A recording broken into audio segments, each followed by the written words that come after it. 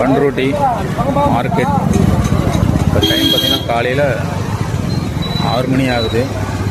நிறைய பலாப்பழங்கள் வந்து வியாபாரத்துக்கு கொண்டு வந்து வச்சுருக்காங்க. அப்படியே எவ்வளோ விலைக்கு விற்கிறாங்கன்றது அப்படியே பார்ப்போமா. என்ன பழம் நம்ம பழம் எல்லாமே கலர் தான்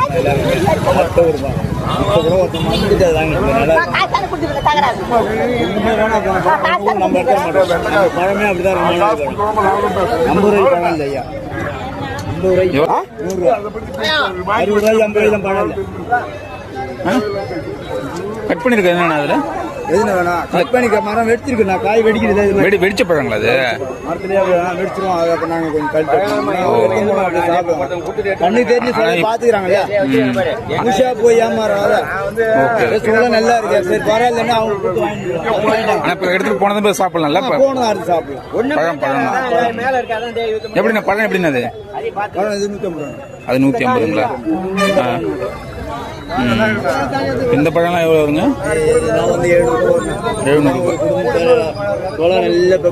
கிலோவே எப்படி தான் 20 கிலோக்கு மேலே இருக்கும் இருக்கும்.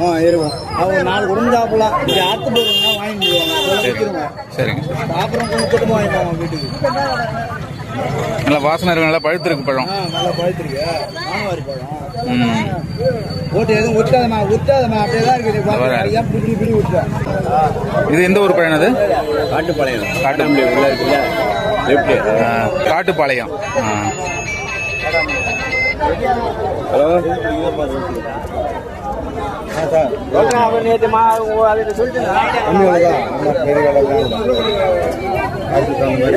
இதுல என்ன ஒரு பழம்? இதெல்லாம் இல்ல அங்கதான் மாம்பட்டு பழம் பேர் போன ஏரியா. இது எப்படின்னா பழம் அப்படி சொல்லுங்கண்ணா. எப்படி ரேட்டு எப்படின்னு? இது 250 ரூபா வருது. 250ங்களா? 300 ரூபா. இது 250. இது 250. கலர் நல்லா இருக்கும். எல்லாம் அழுவெல்லாம் கிடையாது. நல்லா வெடிச்சிருக்கு. நல்லா கலர் பாரு. இந்த கட்டி நிறையா இருக்கும் எல்லாமே. அதெல்லாம் எதுவும் இல்லைம்மா. ஆயா நல்லா ஆராய்ச்சி பண்றாங்க. நல்லா 100 ரூபாய் 1000 ரூபா 700 ரூபா தான் கேட்ட மாதிரி 200 ரூபா கொடுத்துருங்க. 1000 ரூபா சொல்லுங்க.